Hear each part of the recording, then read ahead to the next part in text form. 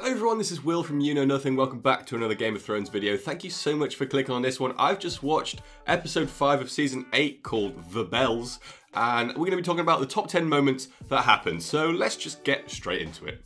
But as always, if you enjoy the video or you want to support me, make sure you hit that like button down below. Check out some of my other Game of Thrones videos and consider subscribing. It would mean a lot to me. So number 10, we have Varys' death. The episode opens with Varys going back to his scheming ways from season 1, where he's writing a letter about the true heir to the Iron Throne, which is something that I think we've been missing in this season. Varys is kind of faded away, and now unfortunately he's gone forever.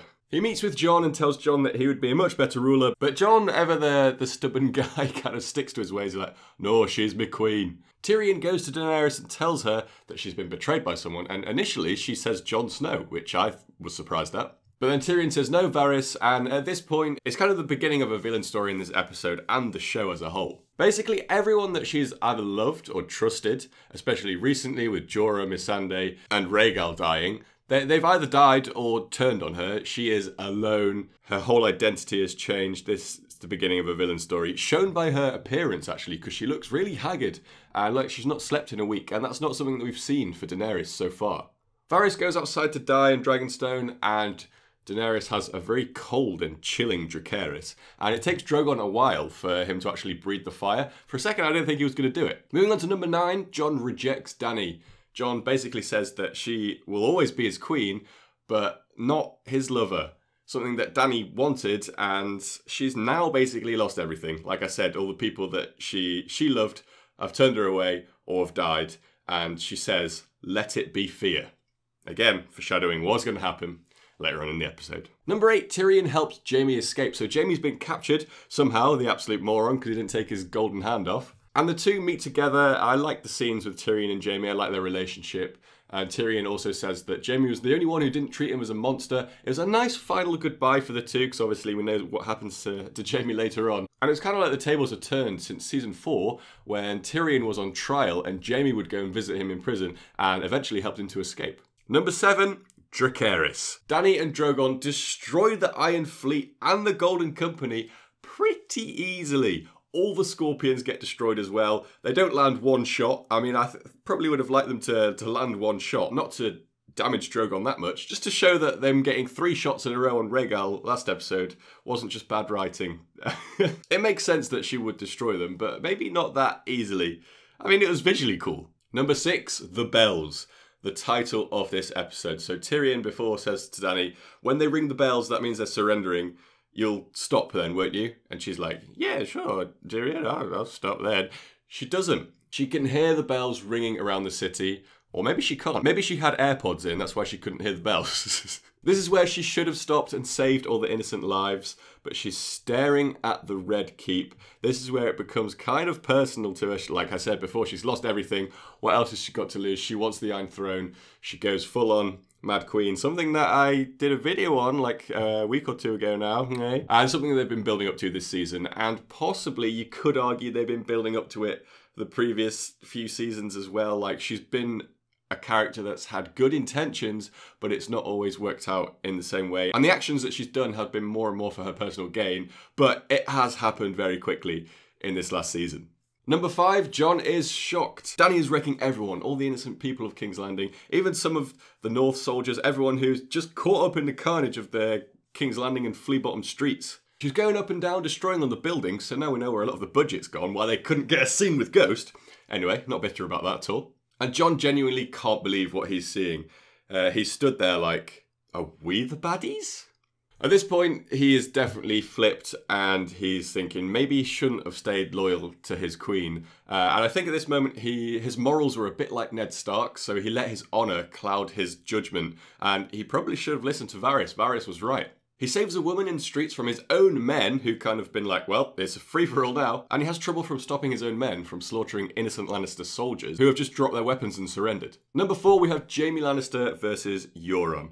Jaime is trying to find his way to Cersei, and he can't go through a main way, so he has to go through like a secret tunnel. So he's found his way to one of the secret exits of the Red Keep. And a little Easter egg, Maegor Targaryen, who was, I think, the third Targaryen king, had loads of workers who made secret tunnels and secret exits just in case something happened and he could escape. All the workers who made the secret tunnels, he invited them to a feast and killed them all so that they couldn't tell anyone the secrets. So Euron and Jaime have a little tussle, and Euron stabs Jaime, and I thought that they just killed Jaime off at this point.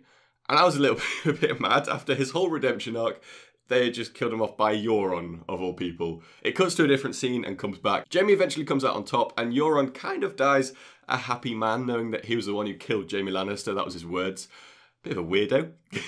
Get the air horns ready, because at number 3 we have Cleganebowl. It's happened. The fans have been wanting this for a while. Of course it had to happen. If Cleganebowl didn't happen, there would have been more riots on the streets than the destruction that was done in King's Landing. Before Cleganebowl, however, there was a nice final goodbye between the Hound and Arya. It kind of shows that the Hound loved Arya in a way more than he's ever loved anyone. As like a father figure, and Arya realises that he's right, saying that she should get out of there. She even calls him Sandor, which I don't think she has done before, by calling him by his first name, which I thought was quite cute. But back onto Cleganebowl, I thought visually this was amazing. They were on the steps as the carnage was just going on around them. And the Hound realises that the Mountain, basically he can't kill him. He stabs him so many times. He starts laughing as he's stabbed him, but for about the 13th time. And this is after the Mountain has grabbed Qyburn and thrown him down the stairs, and Cersei kind of just walks past them. But it was quite a poetic ending with the death by fire, as the Hound realises he probably can't take the Mountain out, so the only way it's going to happen is if he charges and they both fall off the Red Keep into the flames to both their deaths. Number 2, we have Jaime and Cersei's deaths. They're down in the tunnels, they're about to escape, and they see that their exit has been blocked off. They're trapped, basically. Everything above them in the Red Keep is falling down, and where they are collapses around them, and they both die together in each other's arms. Before they die, they say nothing else matters, only us, which is something that I'm pretty sure they've said previously. And before they die, it's the first time that we've seen Cersei properly break down and kind of seem like a normal human, saying that she doesn't want to die, she doesn't want her kids to die. They kind of make us feel a little bit sorry for her. After all the build-up of Cersei being a proper evil character and stuff though, I don't know, I feel like there kind of should have been something else to do with her death. And Jaime realises all he cares about is Cersei, which to me doesn't really sit right. Viewers are giving Season 8 a lot of stick, but I've honestly enjoyed most of it. But I am not that happy with what they've done to Jaime's character from basically the Battle of Winterfell onwards, making his redemption arc basically worthless. But anyway, number 1, burn them all. King's Landing is destroyed. We follow Arya through the carnage as she's trying to escape. Arya tries to save a little girl and her mother, and the little girl was actually holding a small white horse. Later on, right at the end, when Arya's leaving, she sees the white horse burnt before an actual white horse appears. Now, I think there's definitely more symbolism and meaning to the white horse, so I'll look into that for a separate video. We have a flashback to Bran's vision, which is quite cool, with Drogon flying over King's Landing. Also, we know that Dany's vision and Bran's vision of the throne room covered in ash is probably going to come true now, because I think the throne room wasn't actually destroyed. People thought that it was snow, but we now know it's definitely ash. What do you think is going to happen in the final episode of Game of Thrones? I can't believe there's just one episode left, and I hope they have a decent ending lined up. I really, really do. Hit the like button if you enjoyed this video to support me. Thank you so much, and I'll see you all on my next one.